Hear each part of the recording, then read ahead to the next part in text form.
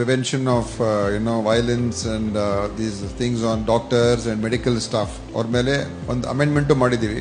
So ನಾವು ಯಾರೇ ಒಬ್ಬರು ಡಾಕ್ಟರ್ ಮೇಲಿರ್ಬೋದು ಅಥವಾ ನರ್ಸ್ ಮೇಲಿರ್ಬೋದು, ಸ್ಟಾಫ್ ಮೇಲೂ ಕೂಡ ಇರ್ಬೋದು, ಅವ್ರ ಮೇಲೆ ಏನಾದರೂ ಈ ಥರ ಅಗೌರವಿಸುವಂಥದ್ದು, ಹಲ್ಲೆ ಮಾಡುವಂಥದ್ದು, ಅವಮಾನ ಮಾಡುವಂಥದ್ದು ಏನೇ ಮಾಡಿದ್ರೂ ಅವ್ರಿಗೆ 3 ವರ್ಷದಿಂದ 7 ವರ್ಷ ಅವ್ರಿಗೆ ಶಿಕ್ಷೆ ಆಗಬೇಕು ಅಂತ ಒಂದು ಮಾಡಿದ್ದೀವಿ.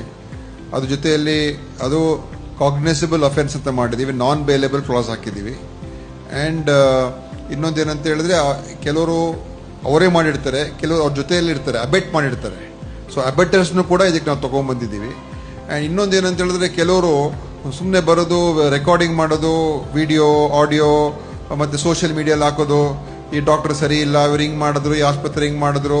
ಸೊ ಅಂಥವ್ರ ಮೇಲೂ ಕೂಡ ಈ ವ್ಯಾಪ್ತಿಗೆ ತೊಗೊಂಬಂದಿದ್ದೀವಿ. ಸೊ ಇದು ಮೊನ್ನೆ